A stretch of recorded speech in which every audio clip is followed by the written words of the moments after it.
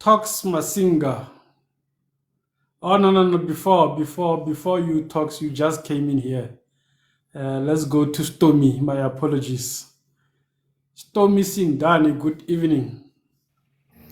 A very good evening, Brateni, and the people here with the likes of Official Minister, Me Too, Toxma Singer, Tandolwet and Hachi. Brateni, firstly, submission will be based on normative statement. It can't be facts. Then anyone who wants to judge opinion, I ask, but it stays as an opinion. It's not a fact. Stomy, are you able to reduce your TV volume? Oh, jeez. Hayi, ungabunika i-chance abantu ndikufutshane necawa apho yho. Okay.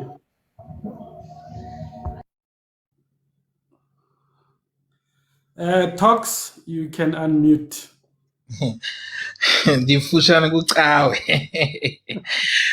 Good evening, Prateni, Official Minister, Tanduleti, Haji, the rest of the panel. So if I don't mention your name. Prateni, I just want to make a statement about joining this live, guys. It is very informative, and we got some very important information. But then, you know, when we were young, we used to sing a song, and that song was remember that song that by soap I love you, baby to the soul.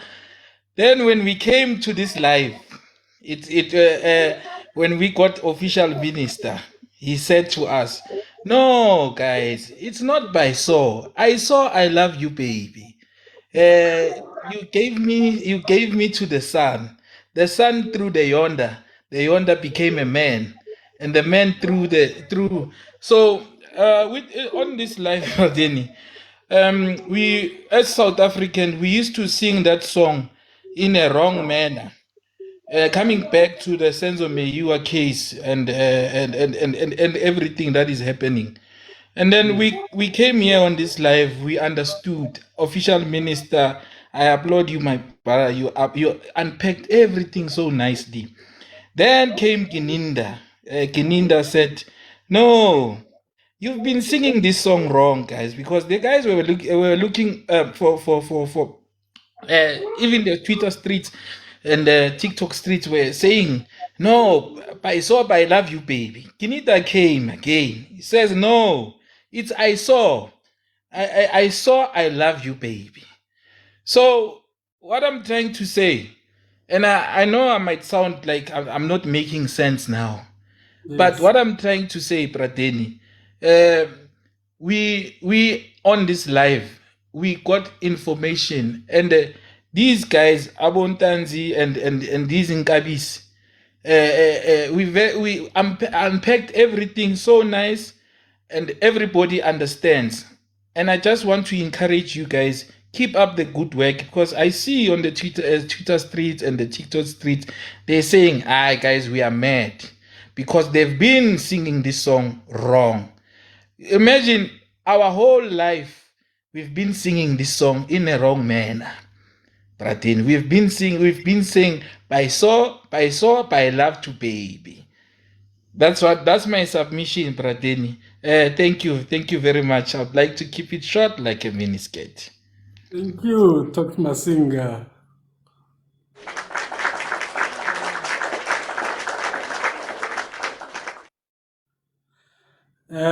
Miss Thing, is it Miss Thing or Miss Tang? Okay, it's Miss Tang. Okay, thank you, Prateni. I just have a few points that I wanted to put across regarding Inkabi. I watched this. I don't know if people have watched. There's I think it was from SABC, but it's also on YouTube. It's called Cutting Edge, and on that there are also different interviews on different channels where they interview Inkabi.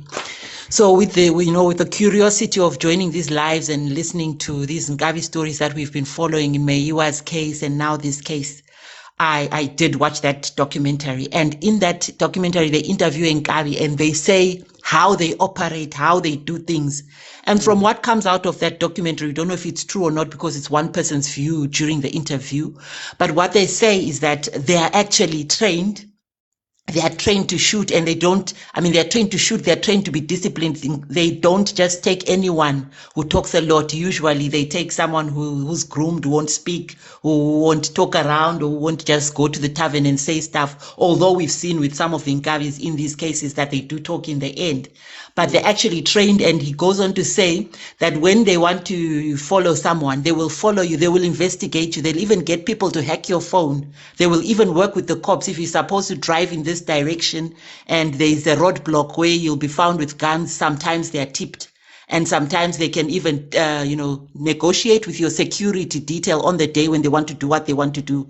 He even says in his own words, he'll be speaking in isiZulu. They say to you, "Umuntu lawo, you're a person. This is a job. This is also my job." So I found that very interesting, not knowing how far true it is, but at least they bring out a dark and previously hidden side of Nkabi. So just speaking to that a little bit. But also in today's story, very quickly, I found it very interesting to see the 5 in court and the 2 still being in Swaziland and trying to figure out which one is the killer, which one wasn't. My heart was torn between 2 and 3 because I was looking for someone with the body that we saw in the video. But 3 looks tall and slim. 2 to me looks a bit, because that body sort of like was a lady's body. It had a bit of shape. So I think maybe number 2, I'm not sure which one of the 2 is one of the killers, if the other one is in Swaziland. And then finally, just a comment on the other 2 that would be in Swaziland. That deportation and extradition takes time. We had the prosecutor trying to buy time a little bit in the appearance today. So it will take time if they are deported. Usually a deportation process, I'm not a lawyer, I'm just speaking from stories that I'll be hearing. So if it's a deportation process, they will still go to court. I don't know how Swaziland does it, but usually there's still an appearance that they have to make. It takes a month or longer. And the same thing with an extradition, they have to appear in court, it will take a month or longer. So both processes will need their due time. And I'm sure the police are trying to be very careful on this one, to not have a Nandipa case where she ends up saying we're kidnapped by the state. Because in this instance, the 2 in Swaziland were not accused yet. They are not charged. They are charged now, but they are not really accused to be treated as arrested in Swaziland and immediately brought to SA. So that's my input. I could have mixed up some of the legal points, but that's just my point of view. Thank you, Brateni. Thank you, Ms. Thang.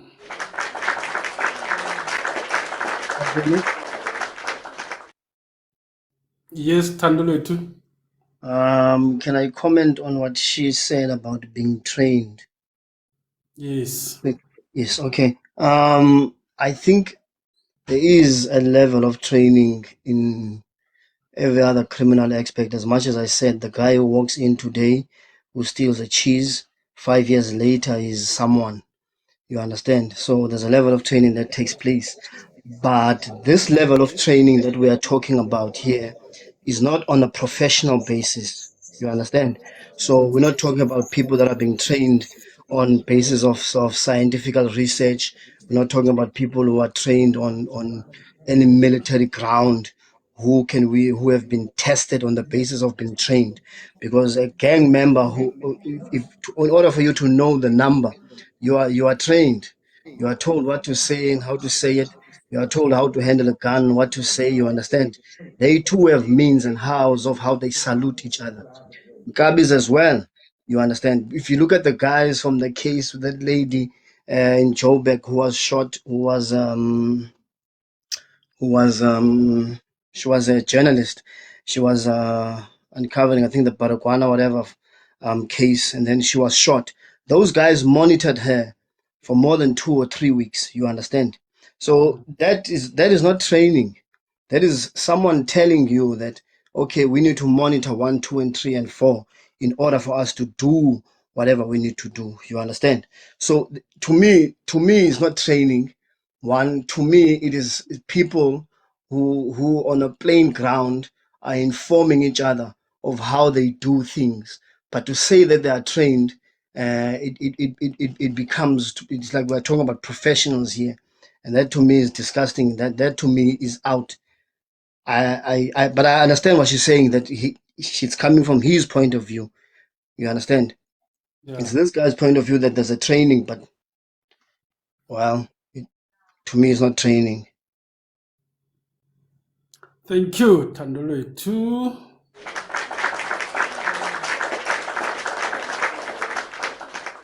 Okay, Coco Mama, I muted you because you did not mute. So let me try to unmute because you may not be able to unmute yourself. Okay, there we go. Unmute, Bradeni. Sorry, everyone. You know, I was caught up in some things in the house. So, good evening, Bradeni. Good evening, Minister. Good evening, everyone in the panel and all the listeners and viewers. Thank you so much for the opportunity once again. Bradeni, I just wanted to comment on the things that I'm seeing going on with the case so far, having listened to what you have highlighted today, and as well as, you know, someone also came in to basically cement the fact that we believe that there is someone who is already talking to the police, and hence all the information that they already have. So, Bradini, I just want to say that, you know, the issue, the case of Senzo Meyiwa, in my opinion, that case is going to set a very big precedence for similar cases to come. Mm. The outcome that we are going to now, that we are headed to, of the admissibility of the confessions, where accused persons have made admissions and they have confessed to crimes, and then they come back and then they say, no, I did not say that, or I did not make that confession, or I was coerced. This is a very common occurrence with criminals. They do that. Accused persons, they confess to get out of a situation immediately, and then they go back and then they want to recant their confessions, or they want to completely refute having made such confessions. The outcome of this particular trial within a trial in the Senzo Meyiwa case is going to set a very big precedence for this case that we are just going to enter into now with AKA. Because if they have made confessions, or one of them have made confessions, right? If they are at this point thinking of going to recant at some point, their lawyers might even want to advise them against it, taking from what is happening now in the Senzo Meyiwa case.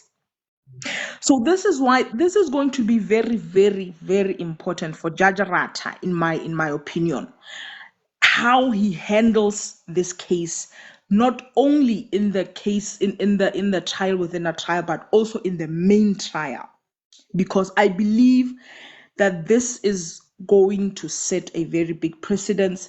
It's going to be a case that is going to be cited and referenced a lot going forward in cases, including and especially with cases on Inkabi situations. So that is what I would like to highlight. Another thing as well that I wanted to just mention on, I hear a lot of people asking about the 800,000 rand that was paid, right? Basically the bounty that was paid, saying that if they follow that money, they will be able to find the mastermind.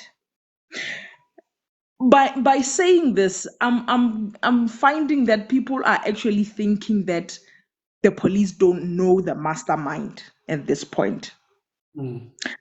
It is as if they are still trying to give police hints on how to find the mastermind. But we need to understand that we as the public, sometimes just because we don't know certain information, does not mean that the police don't know that information. Yes. It is just that it is too soon right now for police to be divulging things like that. They're not even started with the trials yet.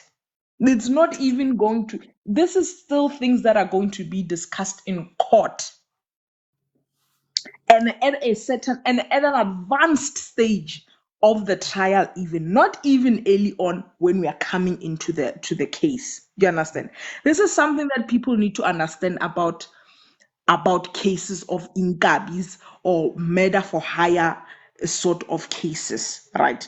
People don't necessarily understand that it's very difficult to find a way of pinning a murder for hire or conspiracy to murder on a person without actually having first convicted the people who pulled the trigger of having done it, right? Yes. So I just wanted to highlight that the issue of the 800K and the mastermind, I believe that the police already know that very well. It's just that it's too soon for them to talk about it at this point. Mm. The only thing that I'm seeing that might be a problem is who it is that they have found to be their mastermind. If and only if we are not saying anything, we are just saying if it is the father of someone, right? Taking into account how influential that person is and the close ties that they have with people in high places, it's possible, it's very possible that they might be protected by the very police who might come back and say, no, those guys did not tell us who their mastermind is. We did not find who it is, but knowing very well who the mastermind is, if it is that person. But if in fact it might be someone in the music industry, somebody else in the music industry, because that is also a possibility that might shock people actually, then it's possible that they might be brought to book and we might find out and we will all know. So that's all I wanted to highlight, Bradeni. So please, let's leave the 800K for now. Let's leave the mastermind. Let's just relax and watch as it unfolds. We don't want a repeat of the Senzo Megwa case. Yes. Thank Yes. you, Kukumama. Thank you. Thank you. Okay, guys, we're going to stop the live at 9. I want to see if I've got a 2-hour session. I'll be able to download it quicker as compared to a 3-hour session. I've been struggling the whole day to download yesterday's live. So I don't know if it's because it's too long or what could be the reason. I tried on 2 different networks, but I've been failing. Even before I came to this live, I tried to download yesterday's live, but it was not happening. So I tried to screen record earlier, but that's when people started hearing a funny sound. So I stopped that.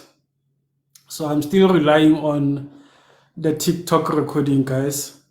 So let's stop it at 9, 2 hours exactly, and see if I can be able to download it easily. So let's not fight when we get to 9 o'clock.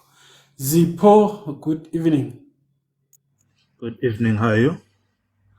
I'm good. How are you? I'm good. I'm not sure whether you discussed the issue that you started with, the issue of privilege when it comes to financial, in terms of tracing financial records. Uh-huh. What I know is that yes, there is a privilege which the banks are there to not disclose the information, the private information of their customers, so to speak. But like any other information, if the police think that there is information that might be of assistance to the case, or that links it to the case, or that might prove the commission of a crime, they can simply go to the to obtain a warranty and then get that information from the bank like any other information. You see, So it is a normal privilege. yeah, I agree with you, Sipo. That's why I was asking Tandolo to earlier that in his case, was it a matter of how the police obtain the evidence? Because that as well can be a problem. But if they go the Section 205 route, which is what you say, I think they can obtain that information and it can be used in court. So I agree with Yeah, you. but what is strange is I'm not sure. Maybe some of you have experienced this.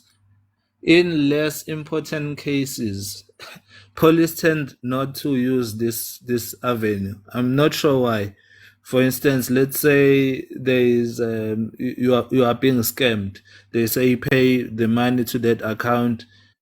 They never trace it. It is the end of the case, even though there is a bank account to which that you paid the money and everything, which should be simple. But I'm not sure whether they are it is because they are lazy to do their work, or it's not.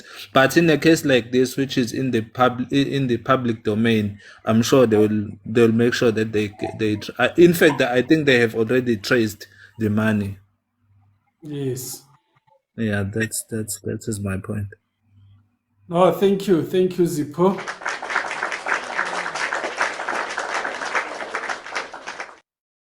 And yes, you are right with what you said in conclusion that in what can be said to be unknown or unpopular cases, the police do not take those efforts. As much as we are celebrating them in bigger cases, it's sad that people are being killed every day on the streets and police do not investigate some of those matters and cases at the level at which they investigate these popular cases. But again, that's something that can be argued. The police themselves may say they are under resourced, or the detectives have got a lot of cases on their shoulders. But it's sad because there's a lot of murder cases that the police just leave the evidence on the streets. Very bad. Kuzo, good evening. How are you, Bradeni and other panelists? We're good. How are you? Ish, I'm just shivering about what we are talking about, my guy. Yes. You know, hey, according to my submission and my notion, these people who participated in this murder, this conspiracy, according to me, they are immature. They are not proper Ingabis. First of all, yes, they followed Aka from AKA from airport with BMW and Polo. So until at his arrival at the hotel, and remember, Aka was not alone. He was with bodyguard, I think, with two gentlemen. So maybe that's the reason why they didn't interfere, or they didn't want to do anything on the road between airport and the hotel. So they followed him. Later, Aga went to the Wish restaurant. And remember, the footage surveillance showed that BMW, it appeared outside the hotel after the arrival of Aga. And even that Polo, it was visible on the surveillance camera. Even at the Wish, the third car that was outside is a Mercedes-Benz. Those guys, they parked maybe a few meters with the away from the restaurant. It was a getaway car. And another thing that really made me to disrespect these guys is because there's another one who was inside the restaurant. That guy, he used a Standard Bank account, which was opened the same day in the morning. So he swiped with that card. Remember, it's his card. So that's why I'm saying their plan was very improper. So remember the closeness of the guy who came to shoot Aga. You cannot come so close.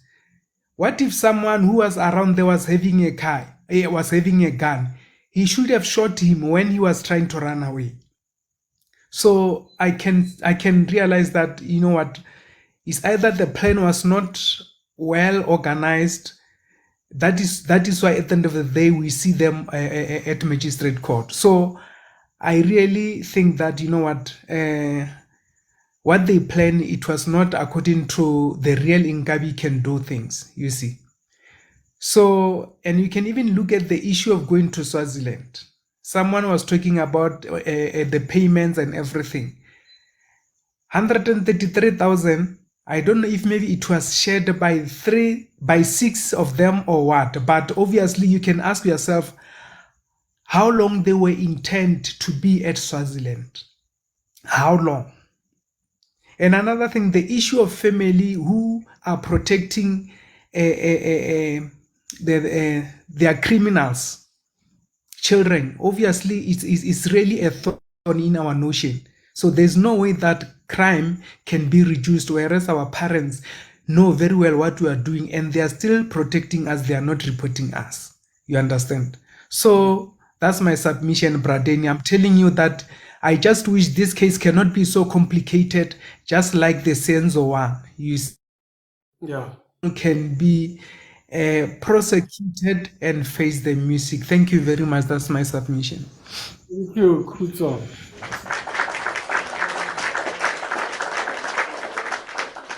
Inkabi at 28. Good evening.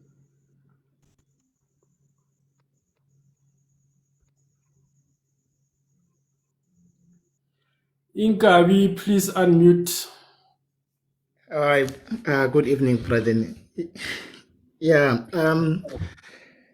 The reason for my request actually somebody was talking about the trained Nkabi and people who are not trained. I just wanted to highlight it because I think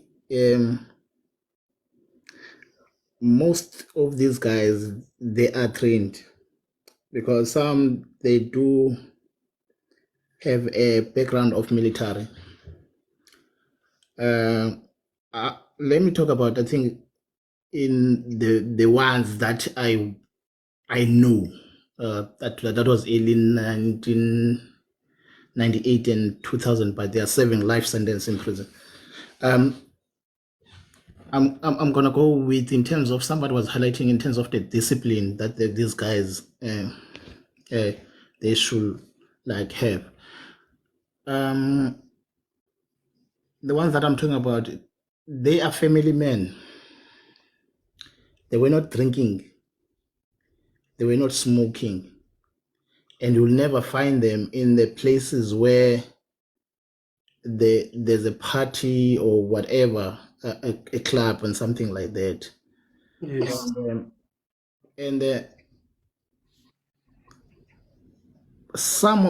Those ones that I'm talking about, they were trained by the ex-military members, some from EMK and the APLA, also in the SADF. And the one that I know now, who also are the same people that I'm talking about, also is saving life, and I can't mention his name. He was a member of SANDF. So somebody cannot come here and say to us, no, these guys, they are not trained. These people are trained. As my friend who just spoke before me, it's true. I think these ones that I mean, in this case of AKA, I won't say they are amateurs, because to take a life is not easy. You understand, Aputwam? So I think the mistake, the mistake here, the eye was on the money. That's where I believe they did what they did in terms of what the guy just explained to us now. All these cars and everybody making mistakes and swiping the card in the restaurant where AKA was. So that's what I'm saying. The thing that the aim was on the money that they have already they have already promised by whoever who promised them this kind of money. But just something that I wanted to highlight is that these people, most of them, they do go a training. And some of them, they have the background of military.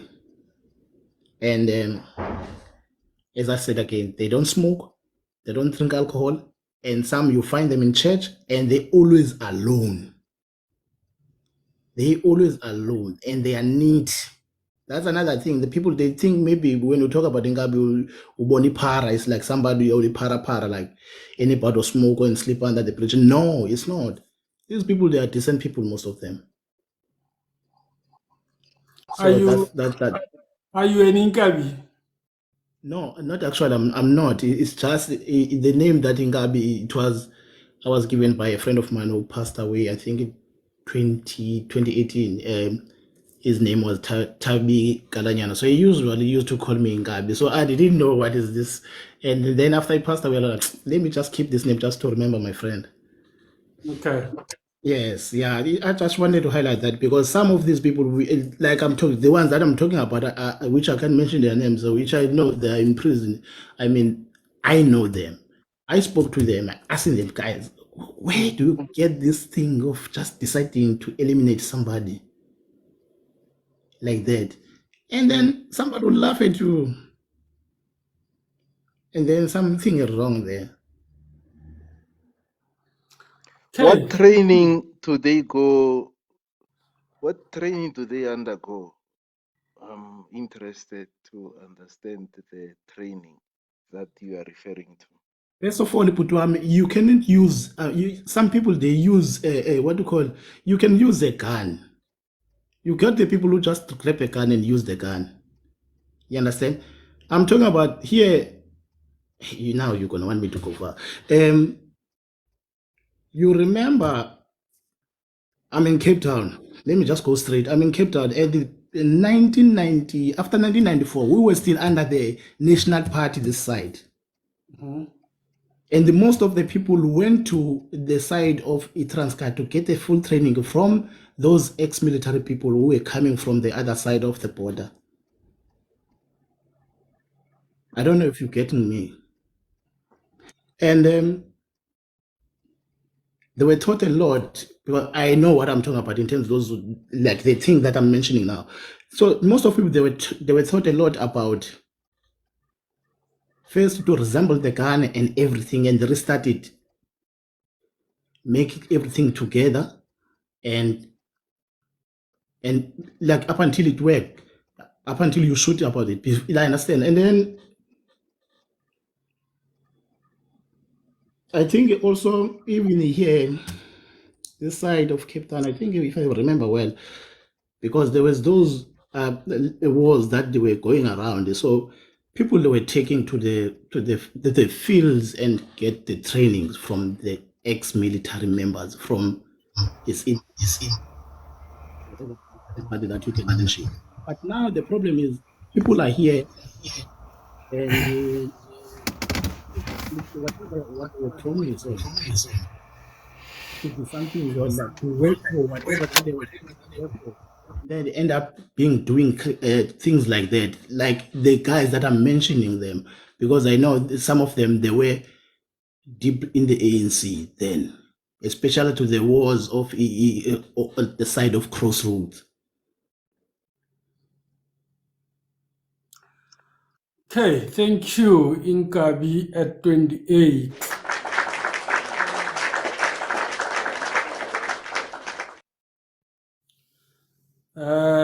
Mnuka. Good evening. Hi, hello, Prateni. Tada. How are you, and the viewers, and also the people on the panel? I know you're closing at 9, so it's like 3 minutes, so I'll be quick. Firstly, just a few corrections. I hear a lot of people talking about Kwanongoma, and I'm feeling bad for the people who come from Kwanongoma. I know a lot of Inkabis maybe come from that side, but these ones are not from Kwanongoma. They are from further south, Kwambonambi, in a place called Ochilwane. This is where they are from. And also I heard a gentleman saying from Kwanongoma you just cross a river and you're in Swaziland. I think maybe he was speaking about Pongolo. He wasn't speaking about Kwanongoma, because Kwanongoma is further south as well from Swaziland. In any case, I think very, very good work from the police. I think the police already know the mastermind, to be honest.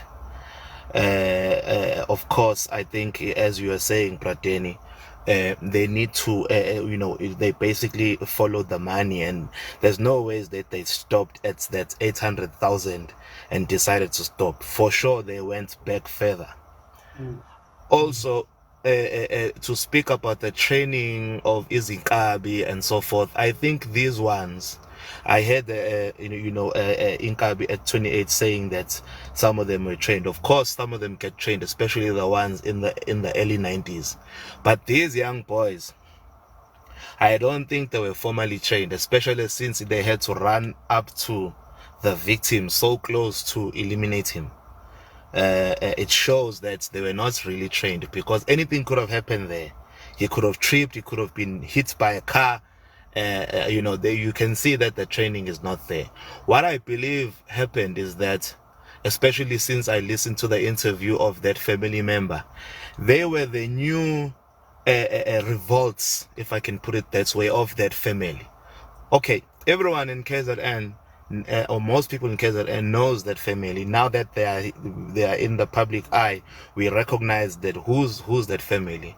They have that their taxis running in Malugazi in Durban, all right, and we all know about the violence that has been happening in that taxi route. Right, we just never knew where these people came from, but we knew, their family and their family name. And we knew that a lot of people had been eliminated in the family some years ago. These are the new sons. These are just the new younger guys in the family that have been taking, let me say, revenge on the people that have been killing their family members. And while they are doing that, of course, they need to be funded somehow. So I think because they need funding to do all this work that they're doing, they just took up this AKA job on the way of finding this revenge that they've been finding, with this taxi violence that's going on. I think they just took up a job. That's number one. Number two, I also think that the mastermind made a mistake. This amount of 800,000 is a very small amount for the job that these guys were supposed to do. It's a very small amount. You can imagine 6 people sharing 800,000. That's very, very small amount. That mastermind person had more money, and he could have paid more, because you can see the kind of resources that he was gathering to execute this operation. A Mercedes-Benz that could be abandoned. I know they tried to ban it, but it couldn't ban. A Polo, a Mercedes. You can see that this person had enough resources to actually get more professional people that can execute this job. But instead, he took people that are newly dangerous, the new criminals in the block that have been doing crazy things like getting revenge for their their fathers, their older brothers. So I think they made a mistake with that. The other mistake that these criminals are making, someone made a point about this, is that whole thing of cell phones. They don't understand that police, they do this thing called geolocating with the cell phone. They just create a triangle between three towers, right? And everywhere where if the same numbers keep on appearing everywhere, AKA's number was appearing, all those people can't be in the same areas throughout the day.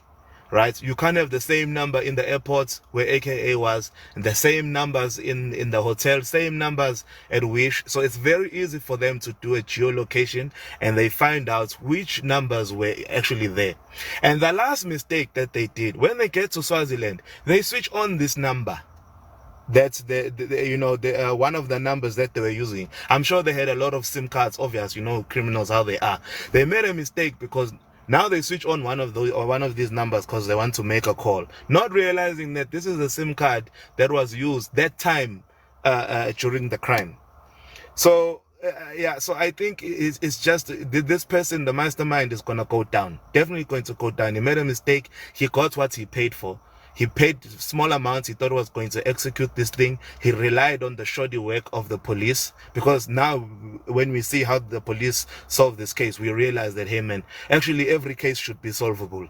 It's so easy. You just follow the number. You just do geolocating and all that stuff. You look at footage and everything.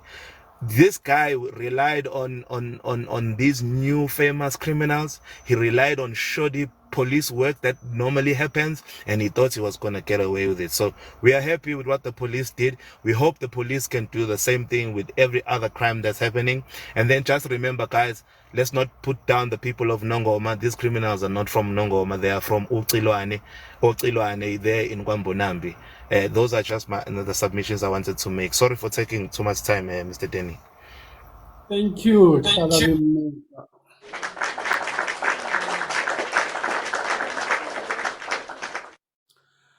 All right, guys. Like I said, I propose closure so that I can try to see if when I download 2 hours, it will be easier than 3 hours. My apologies.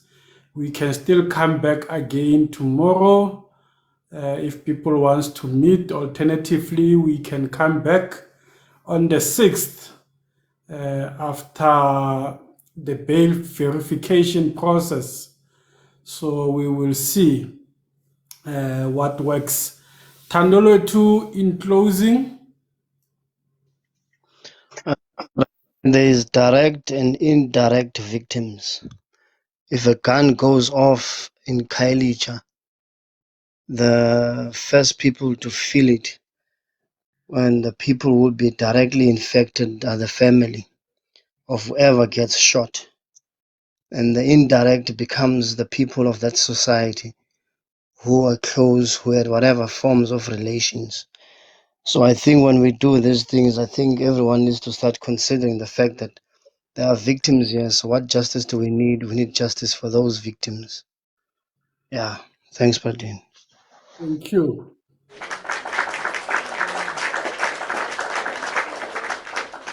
Pumzi, the Senzo trial is resuming on Monday the 4th for arguments, assuming everybody has filed their heads of arguments as directed by the court. So it should be resuming on Monday. So definitely Monday, we will be back here for those arguments. Official Minister?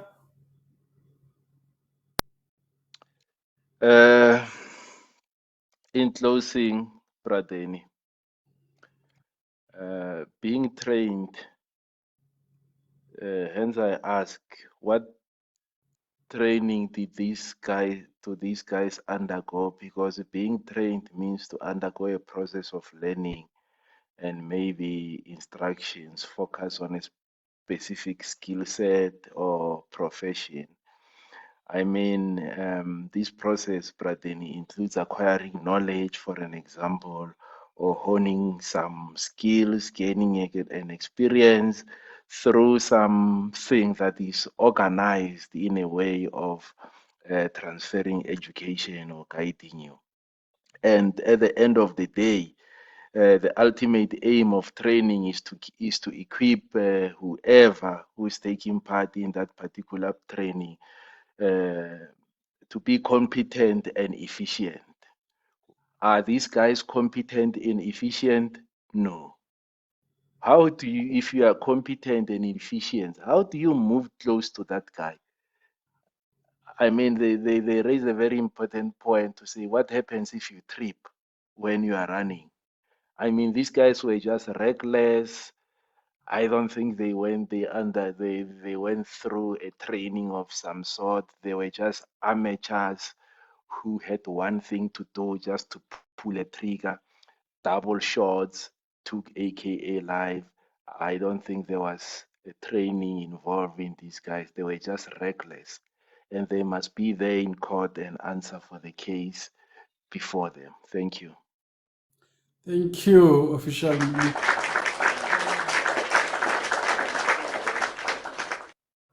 Guys, when we stop the live early, don't laugh in France. You guys must sleep or do other things. Don't go around the streets causing trouble. Because when you go around causing trouble, I end up getting stray bullets that I did not deserve. So please go sleep, guys. I end up getting stray bullets on the streets. Apparently, I passed standard 10 got D. I was in class D.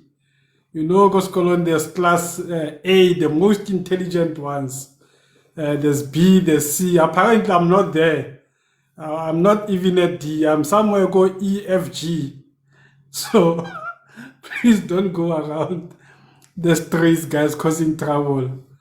I end up getting those bullets unnecessarily. Official Minister, do you want to say something?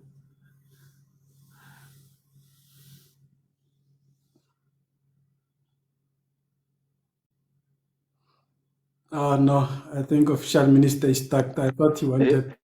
No, I'm saying I was just laughing because these people, the people in this live, Pradini, they are very loyal.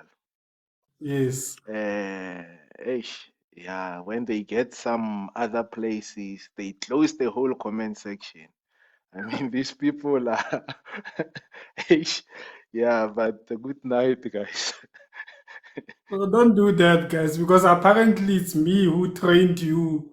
Talking about training, I heard the other day saying that's how they need train them. He's a poor teacher. So please, I beg you, don't do that. I end up catching stray bullets. Otherwise, thank you guys for joining us tonight. My apologies that we have to stop early. I need to check some few things. Once I get this thing right, we will be back to our proper schedule. So thank you to everybody who participated on the comment section, on the panel, 242,000 likes, and all our gifters. We really appreciate your support. And remember, guys, if you have not subscribed to the YouTube channel, please do so now.